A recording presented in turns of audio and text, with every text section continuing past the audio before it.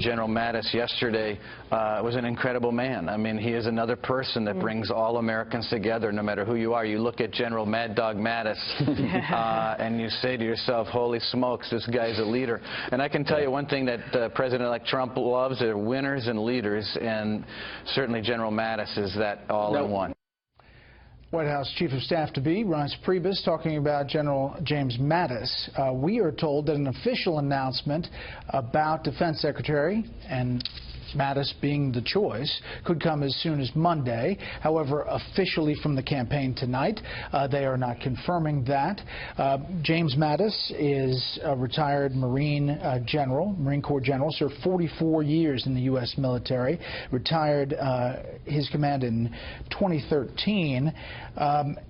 Has a lot of active duty under his belt. He also has blunt-spoken, straightforward language that sometimes puts some administration officials on their heels, and he was at odds with the Obama administration over Iran specifically and U.S. troop withdrawals in the Middle East. Now, one of the hiccups or the hurdles that we're being told by the administration is about this waiver, because he retired 2013. There is a law, a statute that goes back to 1947 that says military men, anyone in the military has to have 7 years before they take an administration job. However, Shannon Coffin writes in a piece about this, on its face, this law means that Congress will have to enact a statutory exemption to permit General Mattis to serve as Secretary of Defense, something it apparently has only done once in the case of George Marshall in 1950.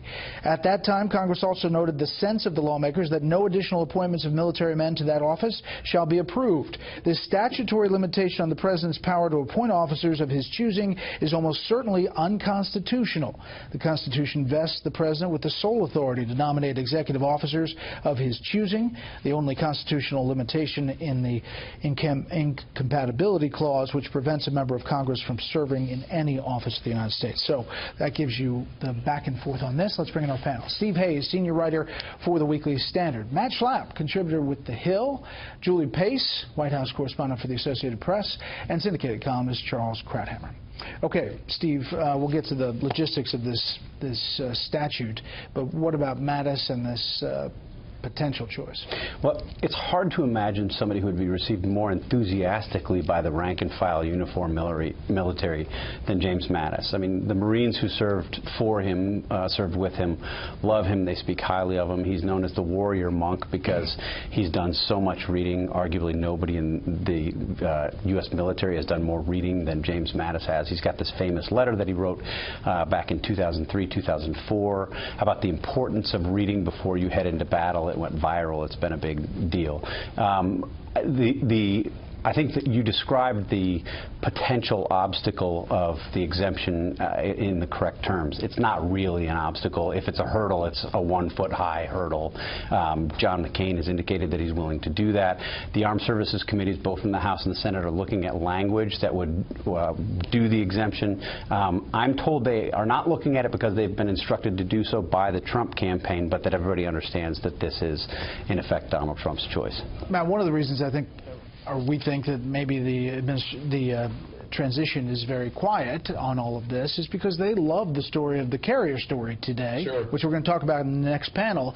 But what does this choice say about President-elect Donald Trump in your mind? Well, the transition needs to stop making so much progress, clearly, because they're stepping on really good news. Yeah, and they're making so much progress, fast progress, on picking these nominees. I do think it's interesting that you had Mike Flynn, who also needed a waiver to be nominated to be Secretary of Defense, who was forced out of the Obama administration. He, of course, is going in as National Security Advisor. Now you have another military man who will have to get a waiver, who was also forced out. Early retirement, they called it, with a little bit of a euphemism because of the Iran deal. And I think what it tells you about Donald Trump, the first thing is that, boy, any age is acceptable, right? There was always this thing about youthful vigor in these new administrations, and I think what we're seeing with Donald Trump is that he wants people with long and extensive experience to be part of his administration. I think that's great.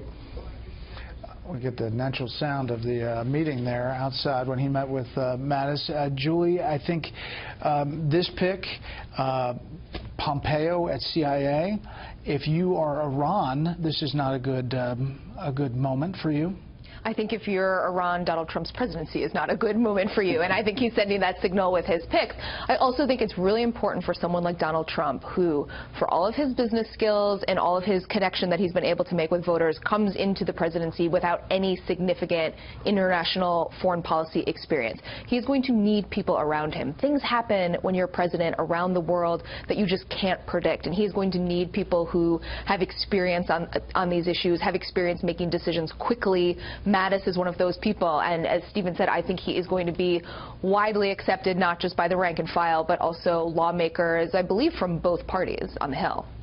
I want to turn to the Secretary of State quickly, Charles, and the list that we have now at 5. Mitt Romney, Rudy Giuliani, Senator Bob Corker, another general, David Petraeus, retired general, and John Bolton.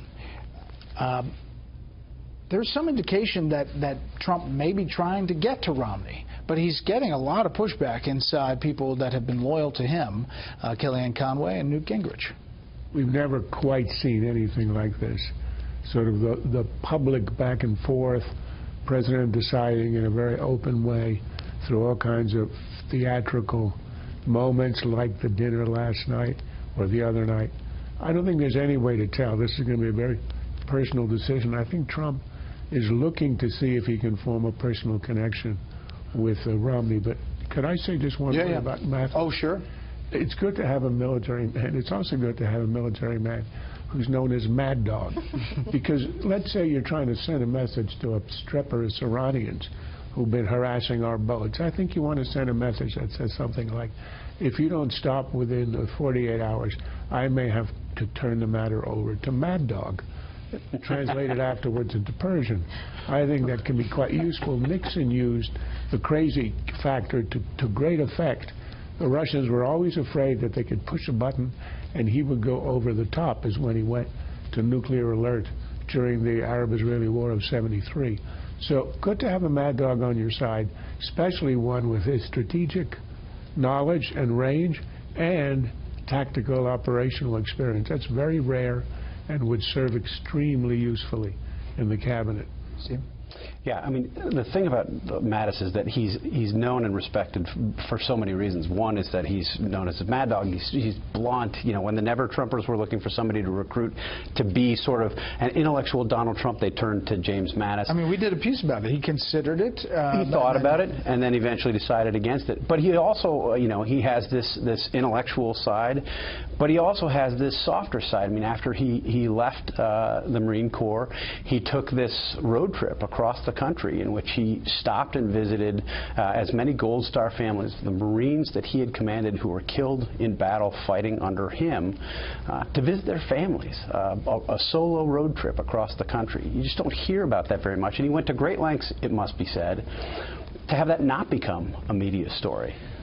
In the meantime, Matt, we're hearing that the president-elect is considering Joe Manchin, senator from West Virginia, for energy. A Democrat, coal country. What about that potential move? I think it's great. We got a lot of Democrats who are looking at the map in 2018. Heidi Heitkamp is another name we're hearing. She's meeting tomorrow. Who are going to have rough sledding in their states. And Joe Manchin, I think, would fit perfectly on the questions of global climate change, you know, domestic energy exploration, and the environment generally. And I think he'd be a great pick. I was thinking about what Steve talked about with Mad Dog. We're reading a lot about the State Department. Maybe we'll have Lapdog over there with Mitt Romney. And I don't know what they'll call Joe Manchin, but I probably wouldn't call him anything. What do you think is really behind the whole Newt Gingrich, Kellyanne Conway? Is they're given a leash and they can kind of express the base's frustration with Romney to get it out in the open? Or the one thing we know about the kind of process that Donald Trump runs is that he wants his advisors to be voicing their opinions. He likes to see this play out, whether it's in private or whether it's in public, and he has sent this message. And Kellyanne Conway and Newt Gingrich firmly believe that of all of the things that we have seen from Donald Trump since the election, including softening on some of the positions, the thing that would anger his supporters most is putting Mitt Romney in the cabinet, which is actually really amazing when you think about it. But they just think it would be such an affront to the people who look at him as someone who will really come here, shake up Washington, that would just be unacceptable. John Bolton meets Trump Tower tomorrow, so we'll see where all that goes.